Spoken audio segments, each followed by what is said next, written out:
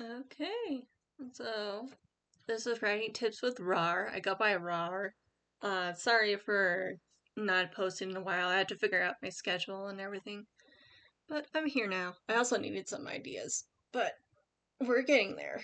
Anyways, on the internet I go by Rawr, and I've been writing with the intent to be a professional for a little over 10 years. So that's where my credibility comes from, but that doesn't mean I know everything. I'm totally open. And I just want to, like, maybe make some tips, maybe make some writing advice for any problems that can come up with writing, especially if someone's new to writing, or maybe they just need a little help, a little stuck on something. So, without further ado, we are going to talk about the power of italics and boldface. Now, you don't exactly need to write with italics and boldface. It just, at least for me, at least with my style, excuse me, it just like helps to emphasize things and um add a little bit of emotion, a little bit of something to my writing. But again, like, you can figure out how to do it without writing, and I recommend you do that, because then you'll know how to write with passion and just make your words work, and italics and bold-faced words just help with that. That's all they do. They just help. Anyways, I don't know how I'm gonna do this if I can't see my cursor, but we'll figure something out. Anyways, normally when I do italics or boldface, with italics, it's... Oh, where did my thing go? Okay, that's not gonna be great. But, okay. But yeah, usually when I do italics, it's to kind of like, emphasize a word, or, like, mostly emphasize a word, and then I do that with boldface too, but, with italics, it kind of like, how do I word this? Is kind of like if you're talking with someone and you have a lot of, or you have kind of like a bouncy voice, usually. Some people speak in monotone, and that's okay. But some people speak with, um, like ups and downs in their voices, or like they emphasize on some words. And it just, it, to me, it makes the wording kind of feel like an actual person is talking, or like, like the people are real, because that's what we do. Sometimes we emphasize on words, and the word might not necessarily be super important, but that's what we do. So, excuse me. So with this, let's read this little paragraph I have. So, and what we have it as now, and then I'm gonna try to figure out, without seeing my cursor, how I can um italicize the word that I want. But anyways, so I told her to wait for the signal, but she never listens. Gabby preemptively sticks out of her hiding spot with a gun pointed at the perpetrator. We got you now, Mr. Ryder. There's no escaping this time. Or she's supposed to shout that, but anyways, so that should be 2 paragraphs. I'm sorry, I did this in like 10 minutes. So, I guess I cannot see my cursor when... I just saw it a minute ago. Anyways. Sometimes I can see it, sometimes I can't. Okay, I figured out how to Nope. Okay, it's gone. Oh well. Let's... Nope. No.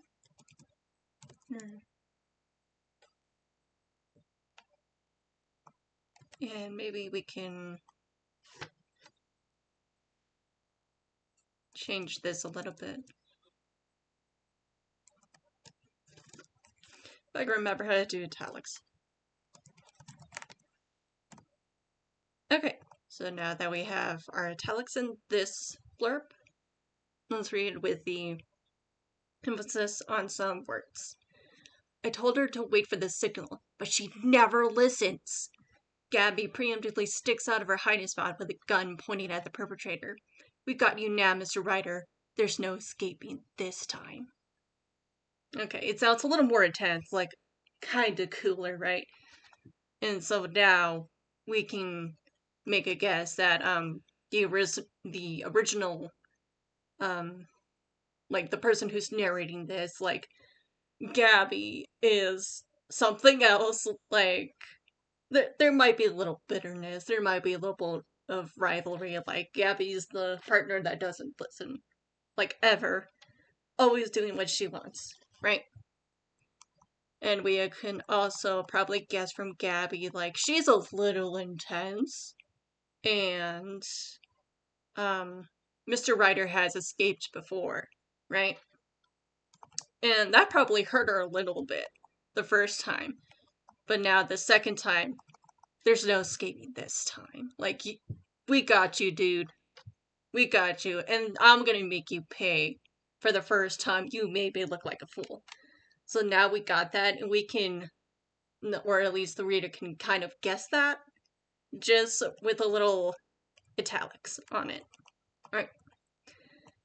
So, I'm gonna show... Oop, there's my cursor. I am going to show some boldface in a writing. And with boldface, that one I use a little more for like intense words or intense wording to just like really hit home. Like, this is an impactful moment. This person is at the edge of their sanity. So what I have here, let's read what I have here, without boldface or italics. So, where did he go? He was by my side just a minute ago. You lost your own child, Martha. It doesn't matter how many times I shout his name, he's not answering. The woods twirl around me as I look for my little boy. Each time I met with silence. Oh, sorry. I wrote this in 10 minutes, okay? The silence and the fear festers inside me. Just one more call. Adrian? Adrian! Adrian! Nothing. So now we are going to... wonder if this works like Word. Nope. There's a way you can highlight a whole line, but without your mouse, but nope. Okay. We're just gonna have to do it this way, because I cannot see my cursor when I'm recording. Oh shit. Here we go. Okay.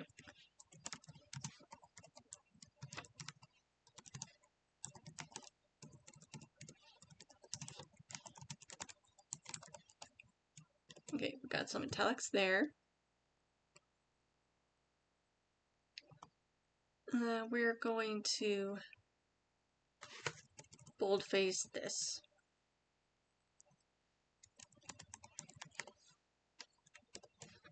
Okay. Let's see what we have. Now, with a little bit of italics and some boldface. Okay, so where did he go? He was by my side just a minute ago. You lost your own child, Martha. It doesn't matter how many times I shout his name, he's not answering. The woods twirl around me as I look for my little boy. Each time I'm met with silence and fear festers inside me. One more, just one more call. Adrian? Adrian! Adrian! Nothing. Sorry if I blasted your ears. I should have warned you.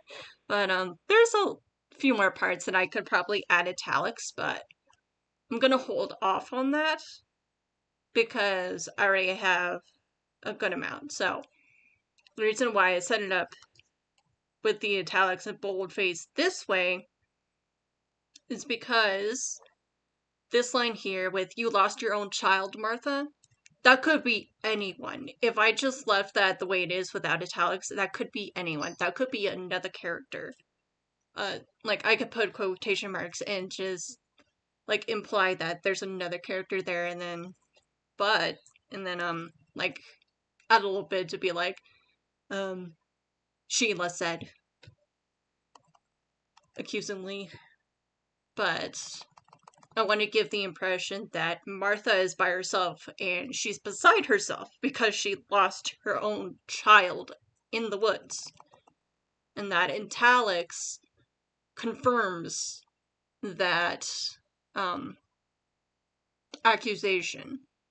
And that's her anxiety talking. Her anxiety is like, you lost your own child, Martha. Like, sometimes we talk to ourselves this way. Like, oh, god damn it. I did it again. Like, get yourself together, Rawr. Like, sometimes we talk to ourselves like that. And the italics confirms that Martha is talking to herself. And then with the boldface, as she's calling her son's name, doesn't that seem a little more impactful? A little more like how a mother freaks out when she loses her child? Especially in the woods. Like, I could probably even italicize the second time she says his name. Right? But that boldface at the end, like, that's the last one, and that's the one she puts the most effort in with her voice, her whole torso. Like, that's the one that sends it. Like, if Adrian doesn't hear that last one, Adrian isn't around to hear her. Or maybe he's just not able to speak. Like, Adrian doesn't hear her if he doesn't hear that last, most powerful shout. Right? And that's what I usually do. And then we have our last one here. This video might be a little short because I couldn't do improv today. I just couldn't. But anyways, so this one is a little more, like, there's a high schooler who's hiding from a monster.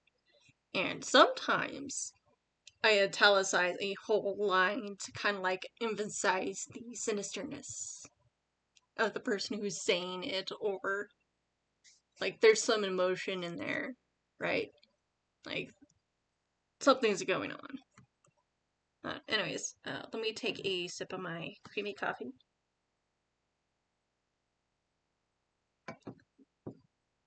Okay.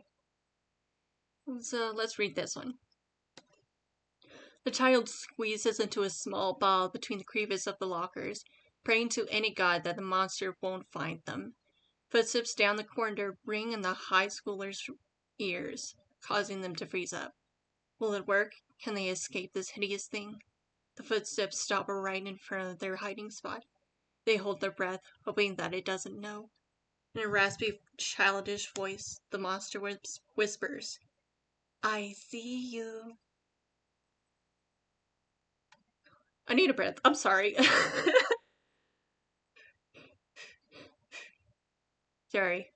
Sometimes reading and talking a lot takes a breath out of me. But anyways, so there's a few places where I could put italics. So the child squeezes into a small spring god. Will it work? I could italicize this if I can figure it out. But I guess not. It's or a maybe not. No, I'm not gonna italicize that. Stop right. Oh no. I mainly wanted to italicize the line that the monster says.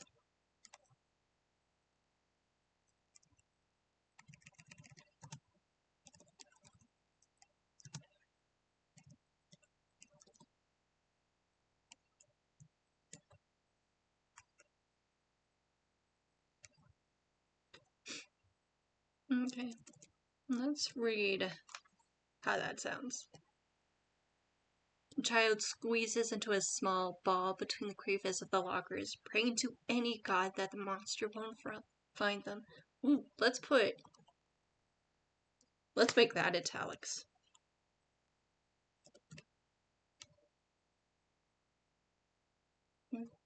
Let's try that. The child squeezes into a small ball between the crevice of the lockers, praying to any god that the monster won't find them. Footsteps down the corridor ring in the high schoolers' ears, causing them to freeze up. Will it work? Can they escape this hideous thing? The footsteps stop right in front. I could italics right in front. Right? But I'm not going to do that. The footsteps stop right in front of their hiding spot. They hold their breath, holding that it doesn't know. In a raspy, childish voice, the monster whispers, I see you. And that is that. So the italics on any god, to praying to any god, probably implies that this kid probably doesn't have a religion, or maybe they're just kind of, they're a little hopeless maybe, so like any god that's around to hear their prayer, like just any kind of protection, like they feel hopeless, they feel vulnerable against this monster. And then we finally get a line from the monster and maybe a little bit about them, a childish voice, so maybe like a walkie porcelain doll. Because everyone hates that, everyone hates dolls.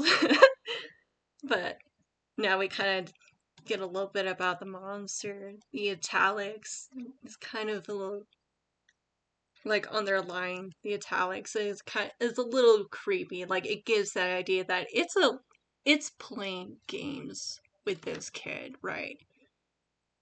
Because they're smart and they want to play games with this high schooler. And maybe a little bit about what they might look like, or we can use our imagination, but like maybe it is a doll, or maybe it's a mimic and it's mimicking the sound of a child. But yeah, so that's something that I do. I don't, maybe I can come up with one more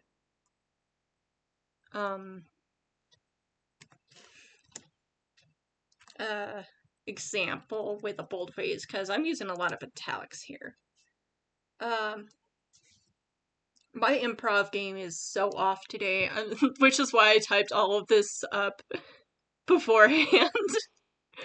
Can I do an improv? What can we do that involves boldface? Let's give one more boldface example.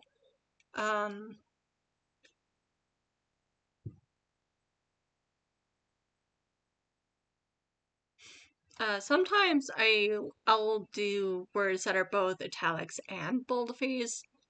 But I usually do that as like the ultimate climax of an intense situation going like up to the climax. Like maybe someone's having an argument. Let's go back to our original scene with Gabby and Gabby and her partner. Told you to wait for the signal, Gabby. She rolls her eyes at me. Keep this short. You were taking too long. Had to take a chance while I was there. Is someone coming home? Yes. Give me 1 minute.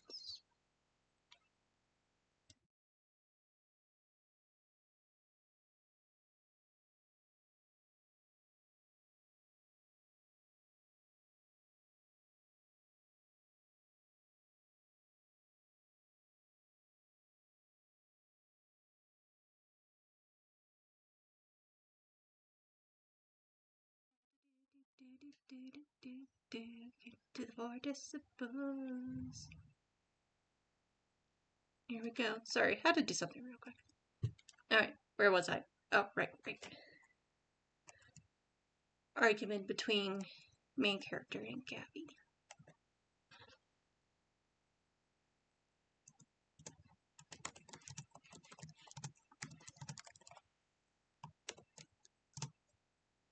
Anyways, she always does this. And everything that has been these past few months finally goes. I have the window open, sorry. It kind of closed my door for me. The wind closed the door for me. Anyways, past few months finally boils over.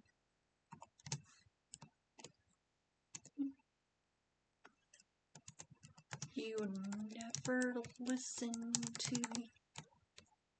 Never listen to me.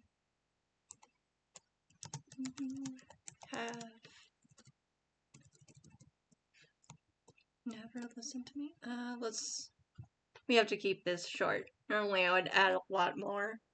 It just kind of like build and build and build and build to the breaking point, but we're just gonna keep it this way. Told you to wait for the signal, Gabby. She rolls her eyes at me. You were taking too long. I had to take the chance while it was there.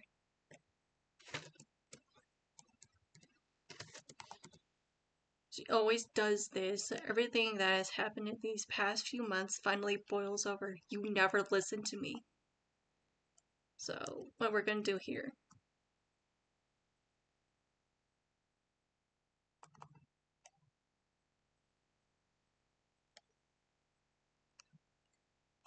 Let's do italics here.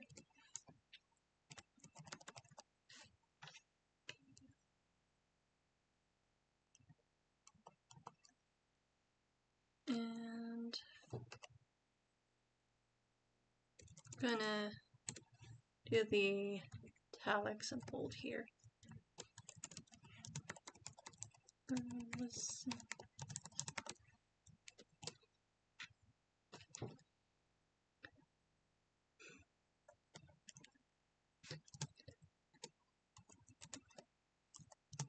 Let's add one word.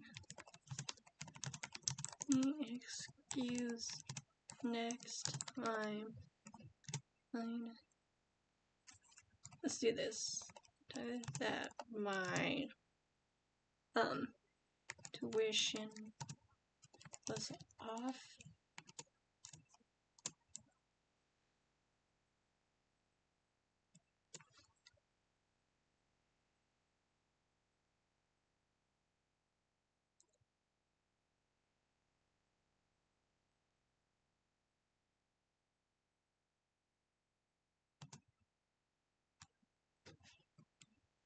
I can't move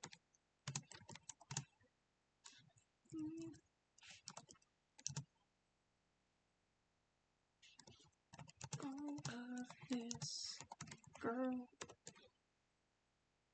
And again, I could bother to do a little more, but I only have 25 minutes in.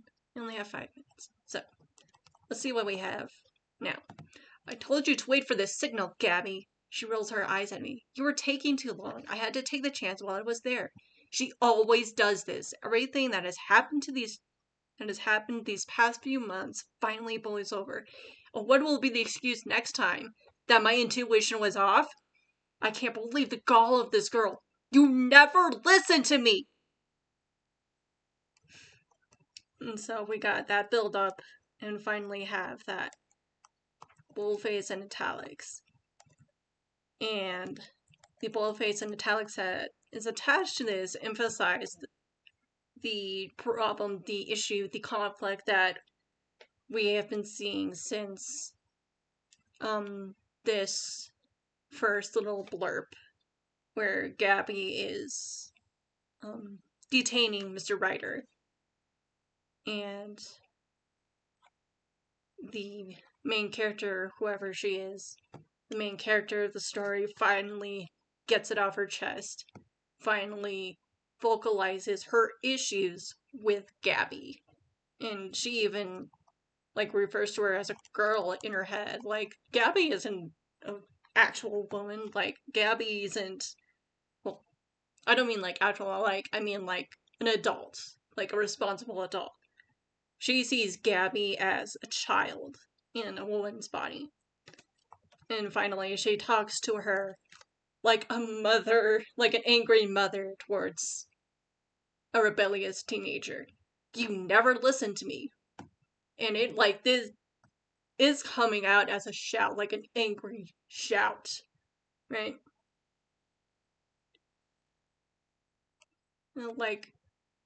This girl is done with Gabby. And, that is confirmed, that is emphasized with the italics and bold. And that's what I normally do. And, before I leave you, I just want to make a note, when I'm doing italics and bolds, I can get lost doing it pretty easily when I'm in a tense moment, but there are times when I have to, stop myself and be like, I'm using too many italics, I'm using too much boldface. Because the reason why the italics and the boldface works is because you barely use it. Right? So, you want that. When you italicize something, you want it to stand out. So you want most of your writing to be mostly normal, and then when you want something to pop out to your reader, that's when you use your italics and bold. Another place where I use italics is when I'm doing a flashback.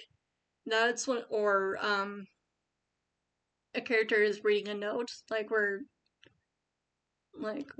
showing what the note reads. That's also where I'll use explicitly italics. And then when I want to emphasize something within that letter or that flashback, then I'll use the boldface italics. But yeah, but that's